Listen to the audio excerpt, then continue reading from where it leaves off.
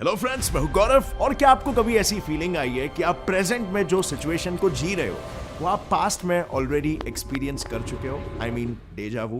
Well, I am sure आप में से 80% लोगों ने इसे एक्सपीरियंस किया होगा, क्योंकि रिपोर्ट के अनुसार दुनिया में हर दिन 60% से लेकर 80% लोग डेजा वू एक्सपीरियंस करते हैं। मतलब हर दिन दुनिया की आधे से ज्यादा पॉपुलेशन अपने पास्ट को एक बार फिर से अपने प्रेजेंट में एक्सपीरियंस करती है। या फिर हम इसे ऐसा भी कह सकते हैं कि इतने सारे लोग अपने फ्यूचर को अपने पास्ट में ही एक्सपीरियंस कर चुके हैं। बट फिजिक्स के हिसाब से इज दैट इवन ट्रू? क्या सच में पास्ट और फ्यूचर यूनिवर्स एग्जिस्ट करता है? वेल, साइंटिफिकली ना हम इसका जवाब दे भी सकते हैं और नहीं भी। Let me explain to you. Philosophy में एक थियरी है, थियरी ऑफ इटर्नलिज्म। इसमें ये क्लियरली स्टेटेड है कि पास्ट और फ्यूचर यूनिवर्स में ही एग्जिस्ट करता है। और वो कैसे? वेल, देखो, इस थियरी के अनुसार इटर्नलिज्म का मतलब है all moments in the history of the universe are equally real. मतलब अगर हमें प्रेजेंट सिचुएशन के बारे में सब कुछ पता है, यानी किसी ऑब्जेक्ट या इंसान का फिजिकल, मेंटल और इमोशनल स्टेट, तो इसका मतलब हम उसके पास्ट के बारे में भी जानते हैं। और पास्ट और प्रेजेंट के बल पर हम उस ऑब्जेक्ट के फ्यूचर को भी प्रेडिक्ट कर सकते हैं। एंड हेंस सारी चीजें रियल है। For example water vapours. Just imagine अगर किसी के सामने वाटर वेपर्स रख दे तो उसे उसके फिजिकल स्टेट के बारे में तो आइडिया है ही, लेकिन उसे यह भी पता होगा कि ये वेपर्स पहले लिक्विड स्टेट में थे और अब इन फ्यूचर फिर से कंडेंस होकर लिक्विड फॉर्म में कन्वर्ट हो जाएंगे। सो बेसिकली इस थियरी के हिसाब से past, present and future are interlinked together and hence past and future exist करते हैं। नाउ आई नो ये सुनने में काफी वेग लगता होगा, बट इस थियरी पर एक्चुअली न्यूटन और आइंस्टाइन दोनों विश्वास करते थे। यस, इन दोनों ने पास्ट और फ्यूचर एग्जिस्ट करता है इसे एग्जाम्पल के बल पर समझाया था। सो आइए देखते हैं सबसे पहले कि न्यूटन ने इसे कैसे प्रूव किया था। सो आज जैसे हमें पता है यूनिवर्स में 4 डायमेंशंस मौजूद है, 3 स्पेस के डायमेंशन और 1 टाइम का डायमेंशन। अब इसमें न्यूटन ने 3 स्पेस के डायमेंशंस को एक बुक कंसिडर किया, जिसमें एक एक्सिस बुक की लेंथ है और दूसरी बुक की विड्थ और तीसरी बुक की हाइट। अब न्यूटन के इस हाइपोथेटिकल बुक के अंदर मौजूद pages space at different time है। सो एक फ्लिप बुक के जैसे अगर इस बुक के पेजेस को फ्लिप किया जाएगा तो उन पेजेस पर मौजूद यूनिवर्स, उसके अंदर मौजूद Galaxy, stars, planets, asteroids, comets, in fact humans भी एक मोशन में हमें परसीव होंगे। और यही मोशन आज हम एक्सपीरियंस कर रहे हैं। Yes, as weird as it may sound, आपका किसके साथ बातें करना, चलना फिरना, एस्ट्रॉइड्स का नीचे गिरना, डायनासोर्स का खत्म होना, ये सब कुछ फ्रेम बाय फ्रेम पहले से ही सेट है। बस विद रिस्पेक्ट टू टाइम हम हर एक चीज को सिर्फ एक्सपीरियंस कर रहे हैं। अब न्यूटन के हिसाब से अगर हम देखें तो यूनिवर्स बस वो डिफरेंट पेजेस थे, लेकिन आइंस्टाइन के केस में ऐसा नहीं था। उन्होंने न्यूटन के इस ओवरऑल थियरी को अंदर से नहीं बल्कि बाहर से देखा। मतलब न्यूटन ने कहा था कि यूनिवर्स बस एक 2 डायमेंशनल पेज है जिसे एक के ऊपर एक स्टैक करके रखा गया है। लेकिन आइंस्टाइन ने यहां पर कहा कि नहीं,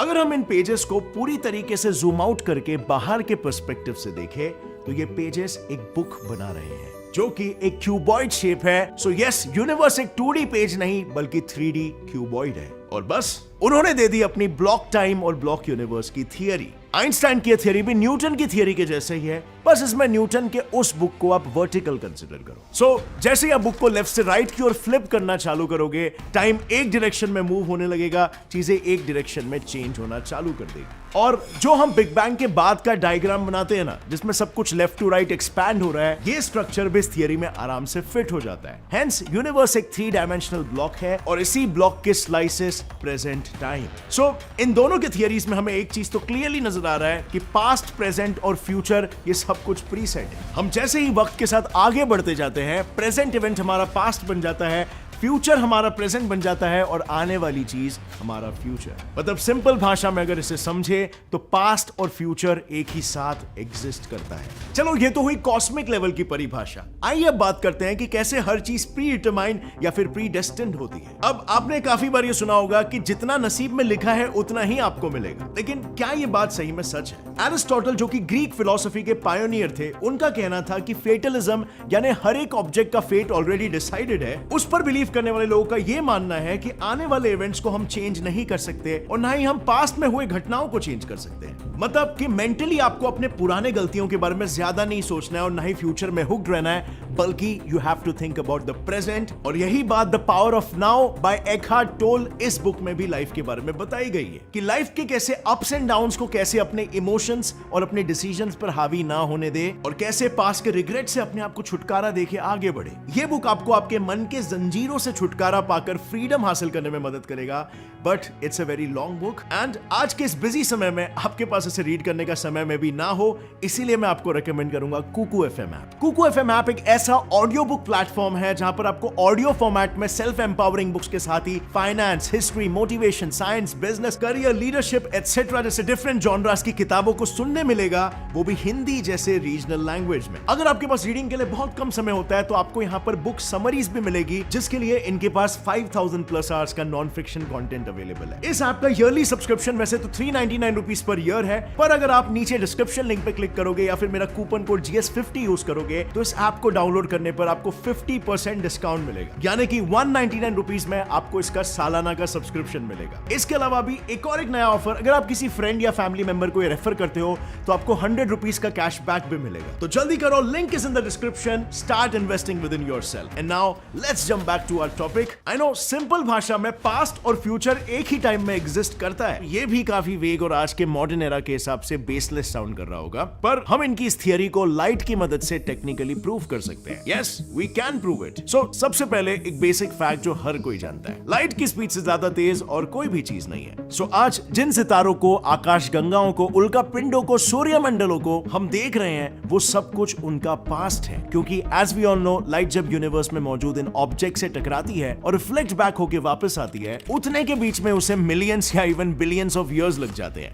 मतलब लाइट जो सबसे फास्टेस्ट चीज है यूनिवर्स में, उसे बिलियंस ऑफ इयर्स लग रहे हैं। और इसीलिए आज जिन सितारों को आप चमकते हुए देख रहे हो, वो एक्चुअली में मिलियंस और बिलियन सालों पहले की चमकाहट है, और अभी प्रेजेंट में जो सितारे के साथ हो रहा है वो आपको नेक्स्ट बिलियन साल बाद दिखेगा। सो अगर ऐसे ही हमें लाइट की मदद से आइंस्टाइन और न्यूटन की इस थियरी को प्रूव करना हो, सो लेट अस अज्यूम कि एक ब्लॉक यूनिवर्स है जिसके पास दो स्पेस डायमेंशन है और एक टाइम डायमेंशन, और हम एज एन अर्थ इस ब्लॉक यूनिवर्स के सेंटर में सिचुएटेड है। मतलब हमारा प्रेजेंट उस ब्लॉक यूनिवर्स के सेंटर में सिचुएटेड है। और अब होता यह है कि जैसे एक लाइट किसी ऑब्जेक्ट से टकरा के वापस आती है, वो अर्थ और उस ऑब्जेक्ट के बीच में कोन क्रिएट करती है, कुछ इस तरह की। अब इस लाइट के कोन के नीचे होने वाली हर एक घटना पास्ट है, और इस कोन के ऊपर होने वाली सभी इवेंट्स अर्थ का फ्यूचर। मतलब जो लाइट हमें अभी दिख रही है वो पास्ट लाइट है, और जो कुछ देर बाद दिखेगी वो फ्यूचर। सो यस, अब हम कह सकते हैं कि पास्ट, प्रेजेंट और फ्यूचर सच्ची में एक साथ एग्जिस्ट करता है,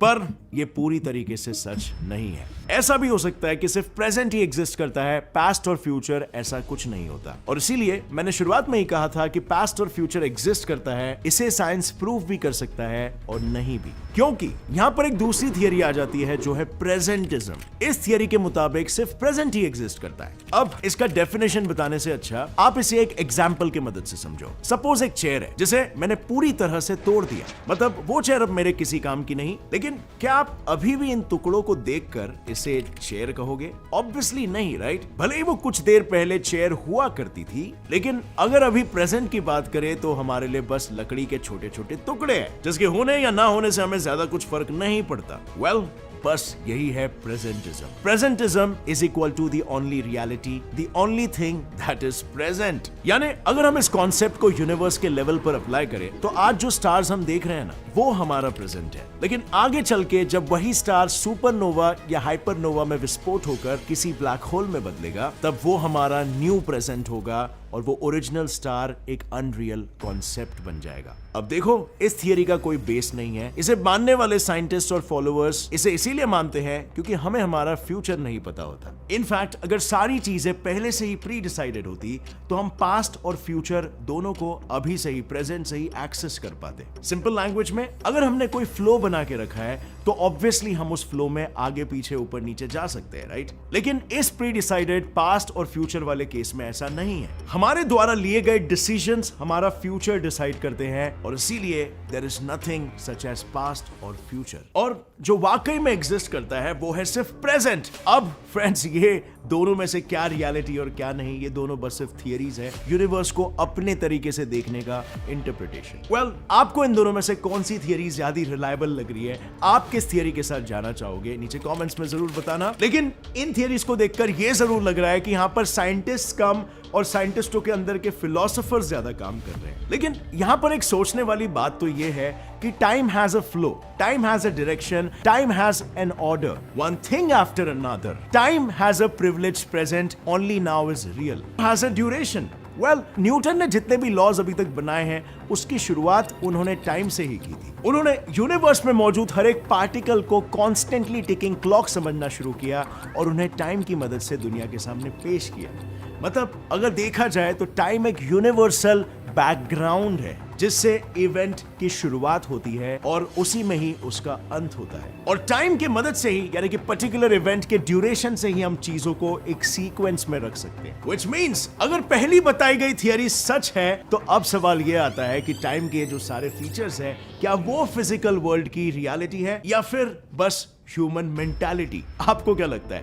वेल, आपका जवाब नीचे कमेंट सेक्शन में लिखना। और अगर इस वीडियो से आपको कुछ भी नया सीखने मिला तो एक लाइक जरूर ठोकना। Get set fly science channel को अभी सब्सक्राइब कर लो और बेल नोटिफिकेशन दबाओ ताकि आगे आने वाली हमारी कोई भी वीडियो की अपडेट आप मिस ना कर सको। और फ्रेंड्स, जाने से पहले कुकू एफएम ऐप को इंस्टॉल करना मत भूलना। Click on the link in the description below and get 50% off. As always friends, stay curious, keep learning and keep growing.